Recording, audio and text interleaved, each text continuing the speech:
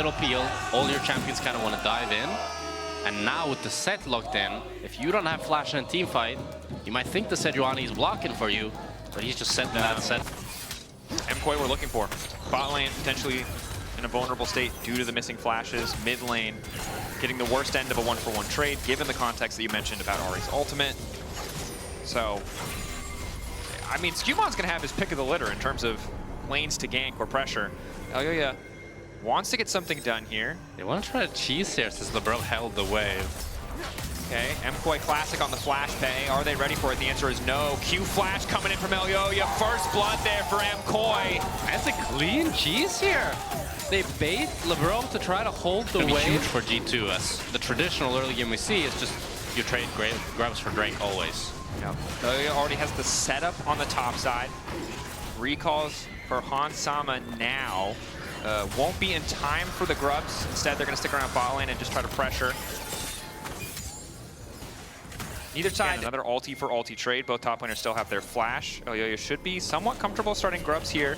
Super might be in trouble here. Oh, no flash. That recall completing is rough. I don't know if Alvaro could have done much, but he did have the heal at the very least. He's all alone. Cleanse still there. Take me home. Country roads. Okay, Supa, can he get fancy? Ignite to kick things off to make sure that he's taking aggro. LeBron tanking, happy to give his life in the 1-for-1. Still a positive deal. So much CS lost. That feels terrible for Supa here. He's going to lose a wave and a half. With Jojo Pyun actually picking up a little bit of that wave, it does help a little bit, and also going to go crazy. That's some nerdy 80 carry stuff, but I'm excited that you're excited. Nice. That's what matters. We did see upset build earlier today too on the Xayah, which I like. Yeah, but it was nice. Everyone going all in. Ooh, good flash from Brokenblade. Nice reaction speed. Mirwan needing to back up now, but the ulti in the flash to the side. Brokenblade won't be able to get the 2-for-1 special as Elyoya finds the stun. Does not stop the haymaker, but in goes Alvaro. He's still up. Elyoya's still living. There's no damage left for LeBron. Mcoy outplaying the exchange. Jojo Pyun here just in time. Pick up a kill for himself. Alvaro's a miracle worker here. He's able to... Gold difference for the side of Mcoy, as well as the first feat of warfare. They have only taken one objective so far, but it does mean if they take a tower, they'll be able to grab the feat, which is really big for Varus. Again, likely to build the Swift March. Alvaro caught here, level 5. Good initial dash back. Elyoya dashing out. Jojo Pyun taking a bit of time. Marked up.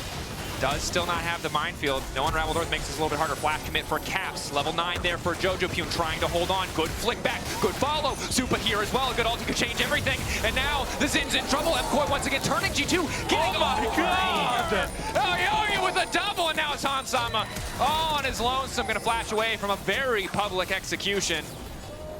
And Mcoy are just kiting it out beautifully, able to trap Caps in. Sejuani with a lead, Sejuani with a heart steal before Zen has completed an item is not what I expected to see here.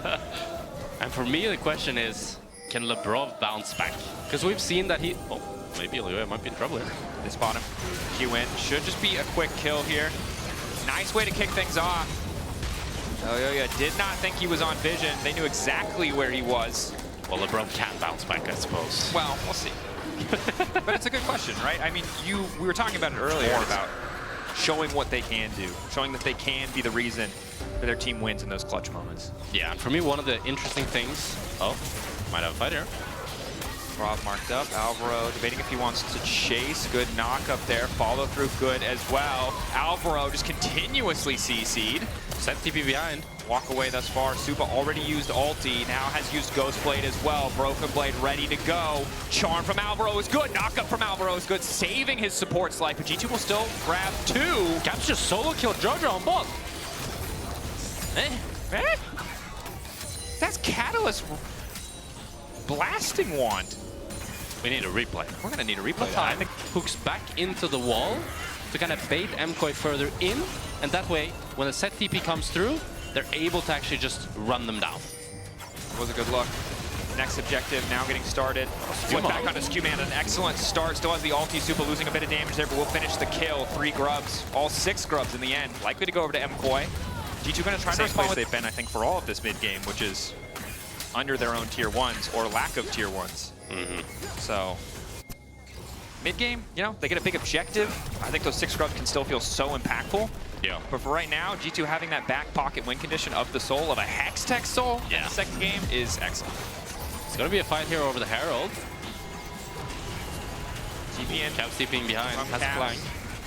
In mid lane, spotted by a bit of vision there, so they'll know he's coming, but Supa's really low. LeBron flash in, Hook managing to connect on that key target. Supa now forced to flash out using an ulti of his own. Jojo Pune laying down some consistent damage. Great far assault coming in. Mirwin? G2 could knock it away, and finally the MS is coming into the fight. Ulti goes out, but Mirwin was unstoppable. His show not getting stopped today. Mcoy finding another fight, but Broken Blade trying to get fancy with it. Oh, the W flash! Wanting a bit more, but it will just be the 1-for-1 in that exchange. My goodness, and every single fight starts out looking so good for G2, but then Mcoy are able to bait them in, turn it around, and with the help of Jojo and Mirwin, they're able to pick up 2. And after it really wanted Swift March, and now only one will get it. 4-1-4 for Supa. What was a rough first couple levels has turned into a nice few team fights. Boy, getting a lot of value out of their CC. Another Herald start here. G2 are looking like they want to contest, but it's going to be hard to enter, and I do think Broken Blade could just trade for tier 2 bot. He does have TP though. They might just try to fight it. Trying to get him split, hoping for a bit of an angle here. Knock up, still connecting onto Skewmon. Flash out just in time. TP from Jojo here. Nice body block, Malbro. Very good body block. Jojo is able to defend that crucial tier 2 bot, not give over way too much gold. And while overall the fight's happening, Icon is very close. And it's a good position of power right now from Mcoy. We talk so much about setup and objectives. It's doubly important for G2 not to give that over to Mcoy, given how much long-range poke they have. Alvaro face checking here. Good bit of CC, but is, see the set, see the Nautilus, you know you've got a bit of time, especially with the Celestial opposition. That small cooldown shouldn't matter too much. Yeah, and the Merc Threat's helping him big time here. Now G2 are trying really hard to retake this bot side. Hansamu's full dropping this mid wave just to try to get control of Atakan, but Mcoy intelligently here placing the Herald. Hansama's in no man's land. Skewmon no flash. Well. Lock up there, they get the ulti out. Traded for the Varus ultimate. Mcoy not certain if they wanted to commit anymore. A pick probably results in Atakan, but overcommitting into that choke could be disastrous as Supa's going to make sure that this wave crashes. BB might be in trouble here if he decides to show on this bot wave, but he's not good. Have TP. No real good ward to TP2, however. Mcoy looking for BB, but they won't find them. Such an awkward circumstance in your DB. He doesn't. They're not scot-free, right? Like, the fights can still go in the favor of G2, but I do think weathering the storm of the mid-game is so big.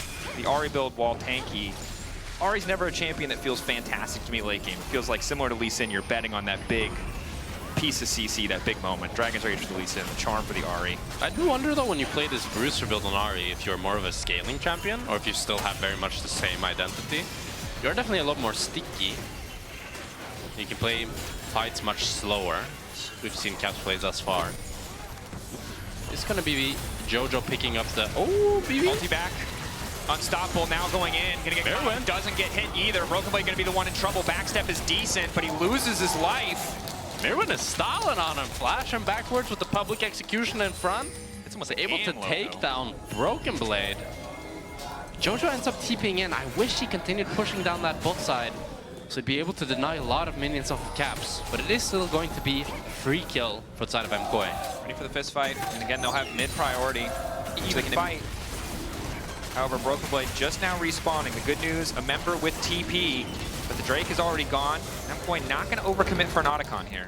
Now I question what is the win con for this G2 comp, because the set, he does have the Hole Breaker, but I don't think he's really winning side lane. I think engaging on mid is very difficult as Supa has the Edge of Night. You do still have Ahri, Ashe, and Nautilus as really good pick tools, but the 5v5, I'm not sure if they're winning it. All I'm saying is, Elyoya is committed to building nothing but HP. So there is an angle as the initial fight breaks out. Charm goes a little bit wide, doesn't quite connect onto Alvaro. And the TP now coming in as the tower falls. Broken Blade on the flank. Mcoy, patient, fighting for mid prio first. Good fundamentals.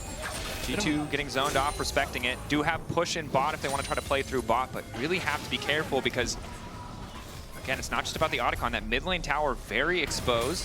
I think it's a bit of an awkward standoff. They're not really able to get anything out of it. They're going to get some damage on the mid. Oh, they're actually going to get the full tower with the 6 grubs. Wow. And now, I'm thinking you might be Team Grub, Mr. Jack Spectra. I mean, if you give every Drake after the second Drake, yeah. But if you don't, then Drakes are pretty OP. Okay, yeah, sure.